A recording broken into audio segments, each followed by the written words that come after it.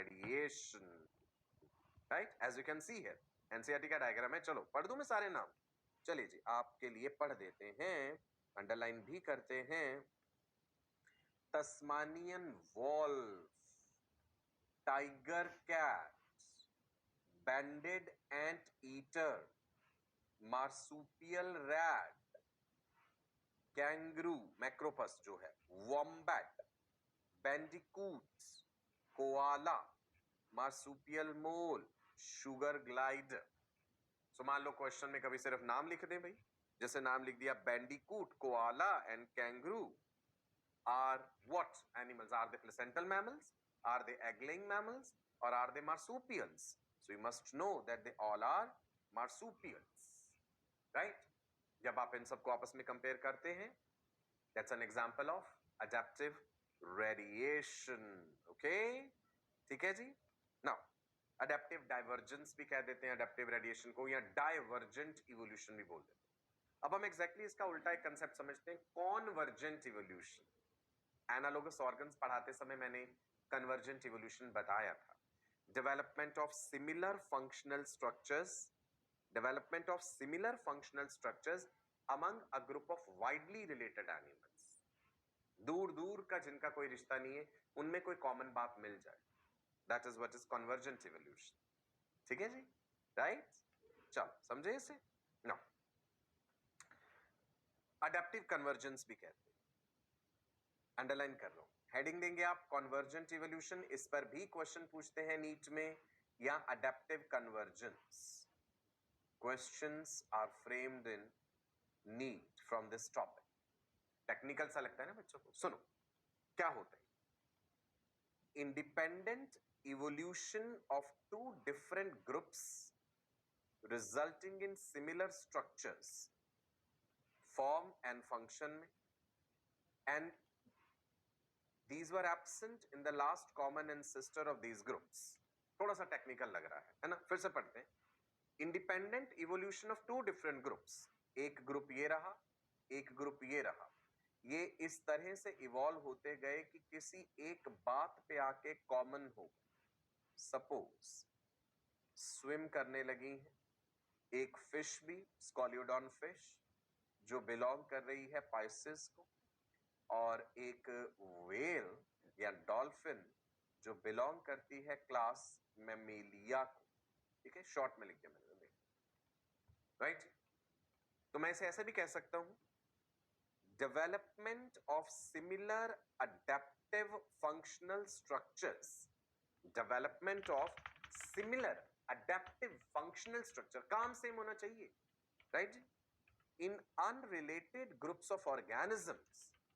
कितना दूर दूर का रिश्ता है भाई, कहां पे पाइसेस है और कहां पे मैमेलिया है. इनके जानवर एक कॉमन बात पे आके मिल रहे हैं कि पानी में तैरते हैं, मछलियां भी तैरती हैं और व्हेल डॉल्फिन भी तैर रही हैं.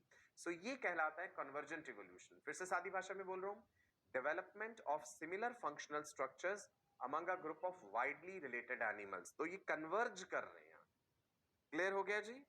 Right, very good. Analogous organs provide an evidence for convergent evolution. लिख दो यहां पे, एनालोगस जो हमने पहले पढ़े हैं. Analogous organs provide evidence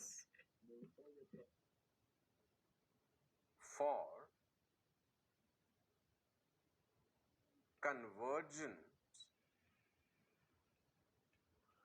evolution, right? जिसमें से wings of insects, bird, they are showing convergent evolution. Swimming habit in dogfish and whale. Dogfish is Scoliodon. Dogfish क्या होता है जी? Scoliodon, cartilaginous fish, Scoliodon, right? And shark जो बोलते हैं हम. Whale, of course, it's a mammal. Whale is a mammal. Scoliodon is a fish, belongs to Pisces. Common बात है भाई, दोनों स्विम करते हैं. ओके, नाउ अब एक चीज और समझ. अगर आप ऑस्ट्रेलिया में पाए जाने वाले मार्सुपियल्स को कंपेयर करें प्लेसेंटल मैमल्स के साथ। ऑस्ट्रेलिया में मार्सुपियल्स, बाकी जगहों पे प्लेसेंटल मैमल्स। तो आपको कुछ चीजें कॉमन मिलेंगी, हैबिटेट कॉमन मिल सकता है, सिमिलर तरह की जिंदगी मिल सकती है, उनका lifestyle, they resemble in structure also. तो जब आपको क्लोजली रिलेटेड ग्रुप्स में सिमिलर तरह की चीजें मिलें, ये क्लोजली रिलेटेड ही तो हुए, Australian marsupials and placental mammals. जब आपको क्लोजली रिलेटेड ग्रुप्स में ये चीज मिल रही है ना बेटा, so we call it parallel evolution. Parallel evolution, right? It is a type of convergent evolution only. Convergent में वाइडली रिलेटेड है, पैरेलल में क्लोजली रिलेटेड। तो पैरेलल इवोल्यूशन को मैं डिफाइन कर दूं, आप भी लिखेंगे, इट इज डेवलपमेंट, सब लोग नोट कर रहे हैं, it is development of similar functional structures among a group of, widely लिखो या closely, बताओ, among a group of, closely या widely? closely, marsupials and placental mammals दोनों ही मैमेलिया के अंडर आते हैं, closely related, among a group of closely related animals। और अगर यही बात वाइडली रिलेटेड हो जाती तो फिर वो कन्वर्जन कहलाती। तो पैरेलल इवोल्यूशन कन्वर्जन का ही एक केस है, सब केस है, ऐसे समझ लीजिए, ठीक है जी, राइट? ये बात लिखी है ना, when convergent evolution is found in closely related species, it is called parallel evolution.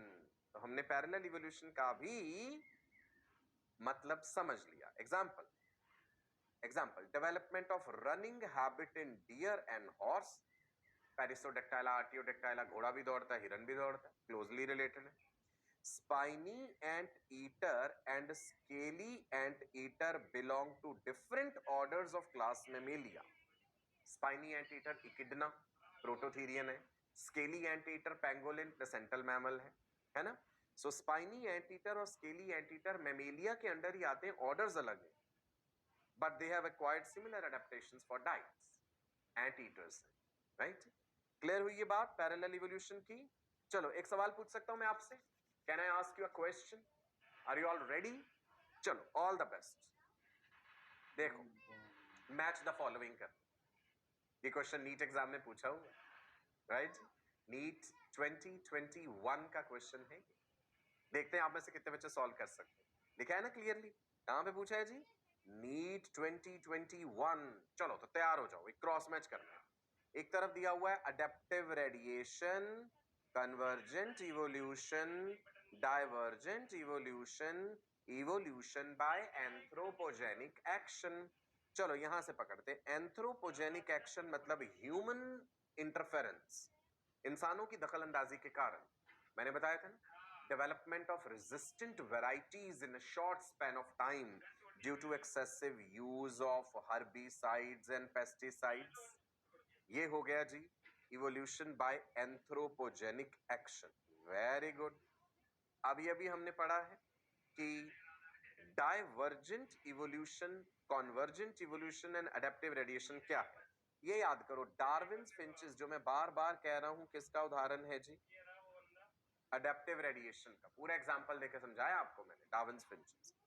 Diverge करना, दूर जाना, bones of forelimbs in man and whale, common group को बिलोंग करने के बावजूद डाइवर्ज करना।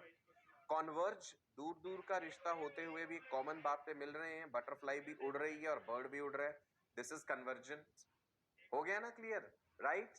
चलो एक बार देख लेते हैं इसे। ये इसके ऑप्शंस दिए हुए थे ऐसे कि भाई ए बी सी डी को मैच करके बताइए किसके साथ मैच होगा। अब आप खुद ही देख लीजिए, कलर्स हमने सेम यूज कर लिए।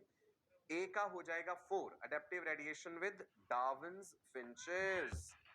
B, convergent evolution, wings of butterfly and bird, that is convergent evolution. C, divergent evolution, C का हो जाएगा 2, bones of forelimbs in man and whale. And then of course last जो है that is evolution by anthropogenic action, human interference के कारण जो है resistant varieties कम समय में ही डेवलप हो रही हैं। तो देखिए ये खूबसूरत सा क्वेश्चन पूछा गया एंड इनफैक्ट नीट में पूछी गई मैक्सिमम चीजें जो थी, मैक्सिमम क्या, एवरीथिंग टोटली सब क्लासेस में, बायजूस क्लासेस में कवर किया हुआ था। We wish the same for you. जब आप नीट एग्जाम में अपीयर हो तो आप भी ये कॉन्फिडेंटली कह सकें कि भाई ये सारी चीजें तो हमें सचिन सर ने पढ़ाई हैं, ये सारी चीजें हमने ऑलरेडी कवर करी हुई हैं and we are so confident कि हम ये एग्जाम अच्छे से कर सकते हैं। ठीक है जी, चलिए सो आज के लिए इतना ही। मैं आपका अपना डॉक्टर सचिन कपूर अब आपसे विदा लेता हूं। इवोल्यूशन में अभी और भी इंटरेस्टिंग बातें हैं, ये कहानी अभी और चलेगी। ह्यूमन इवोल्यूशन भी हम पढ़ेंगे, उसमें भी बड़ी खूबसूरत बातें बताऊंगा, because nothing in biology makes sense except in the light of evolution. DPPs practice करते रहिए, अपने मेंटर्स के कांस्टेंट संपर्क में रहिए, सफलता के लिए सीढ़ियां लेनी ही पड़ती हैं। नमस्कार, bye bye, God bless you all, wish you all a very bright and prosperous future.